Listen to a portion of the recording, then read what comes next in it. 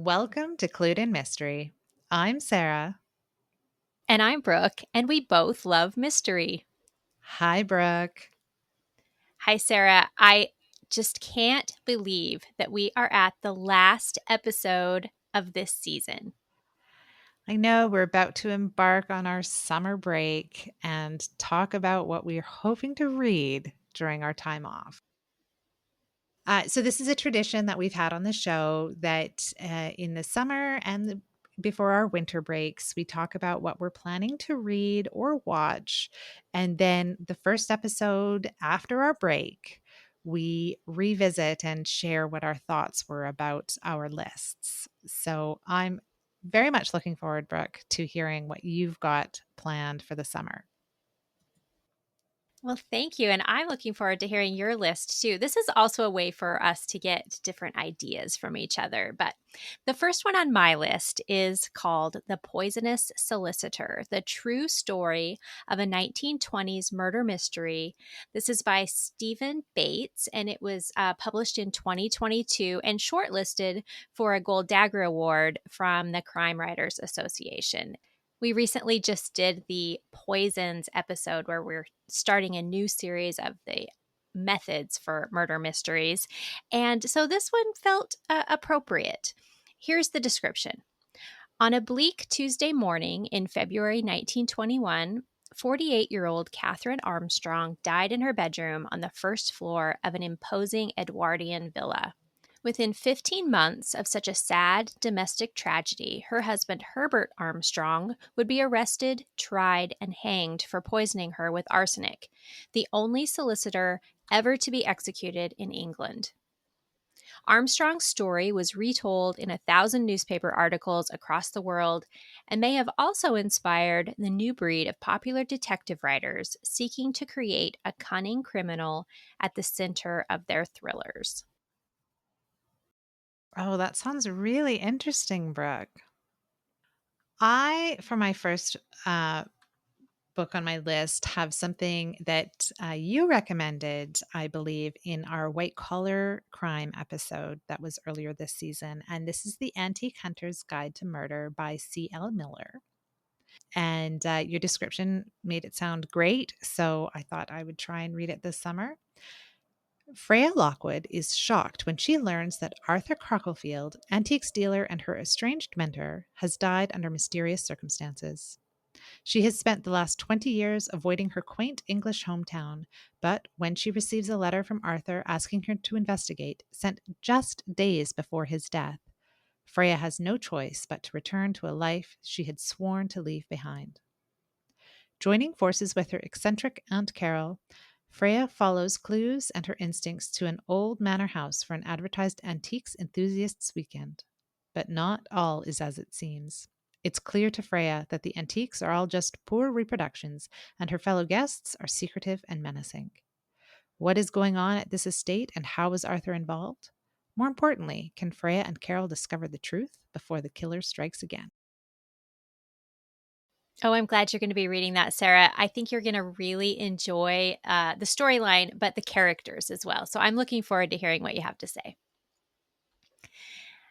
Next on my list is Listen for the Lie by Amy Tintera. And this is a 2024 release. And Tintera is usually a YA fantasy or dystopian author, but in this release, she's trying her hand at adult thrillers. After Lucy is found wandering the streets, covered in her best friend Savvy's blood, everyone thinks she's a murderer. Lucy and Savvy were the golden girls of their small Texas town, pretty, smart, and enviable. Lucy married a dream guy with a big ring and even bigger new home. Savvy was the social butterfly, loved by all, and if you believe the rumors, especially popular with the men in town. It's been years since that horrible night, a night Lucy can't remember anything about, and she has since moved to LA and started a new life. But now, the true crime hit podcast Listen for the Lie and its good looking host, Ben Owens, have decided to investigate Savvy's murder for the show's second season. Lucy is forced to return to the place she vowed to never set foot again to solve her friend's murder, even if she's the one that did it. Oh, I read that last year, I think, Brooke. So I hope you enjoy it. So, next on my list, I have, and it really will depend on what comes through at the library for my holds. And this is true, I think, actually, for most of my list. But I have two books on hold from Agatha Christie. So, I've either got Lord Edgware Dies, which was a 1933 release, or The Secret Adversary, 1922 release. And The Secret Adversary is a Tommy and Tuppence book, which I haven't read any Tommy and Tuppence stories. So I actually hope that that's the one that comes in first. So I'll read the description of that. The Great War is over and jobs are scarce. Tommy Beresford and Prudence Tuppence Cowley, who were friends before the war, run into each other in London and discover they are both equally short of money and opportunities. On a whim, they decide to start a business, advertising themselves as the Young Adventurers. Their first job leads them into a series of increasingly dangerous situations involving international spies, a society beauty, a Russian count, the wreck of the Lusitania, an amnesia patient, an American millionaire, and a fiendishly clever arch criminal known only as Mr. Brown. By the time the dust settles, all the puzzle pieces have been fitted together, and the young couple have realized their feelings for each other and have become engaged. That's such a fun one, Sarah. I hope that comes in time for you to read it. Well, I did not put a Golden Age story on my list this time. However, this is a nod to that. This one is The Four Queens of Crime by Rosanne Limoncelli, and it just released this spring in 2025. 1938, London. The four queens of British crime fiction, Agatha Christie, Dorothy L. Sayers, Niall Marsh, and Marjorie Allingham, are hosting a gala to raise money for the Women's Voluntary Service to help Britain prepare for war. Baronet Sir Henry Heathcote has loaned Hursley House for the event, and all the elites of London society are attending. The gala is a brilliant success, despite a few hiccups, but the next morning, Sir Henry is found dead in the library. Detective Chief Inspectors Lillian Wiles and Richard Davidson from Scotland Yard are quickly summoned and discover a cluster of potential suspects among the guests. Quietly recruiting the four queens of crime, DCI Wiles must sort through the aftermath of Sir Henry's death to solve the mystery and identify the killer. Brooke, this sounds amazing. I love the idea of these women working together to solve a mystery. I love the trope of a famous person, famous real life person investigating mystery. I do too. I thought you would like the setup on this one and to have all four of them together. I'm looking forward to seeing how the author portrays their different personalities, and I think it's going to be a lot of fun. So I actually have two Golden Age books on my list. The second is by Dorothy L. Sayers, and this is The Documents in the Case. And I wanted to read this because it is told in an unusual format. And we did an episode a long time ago about that. So this was published in 1930. The grotesquely grinning corpse in the Devonshire shack was a man who died horribly, with a dish of mushrooms at his side. His body contained enough death dealing muscarine to kill 30 people. Why would an expert on fungi feast on a large quantity of this particularly poisonous species? A clue to the brilliant murderer, who had baffled the best minds in London, was hidden in a series of letters and documents that no one seemed to care about, except the dead man's son.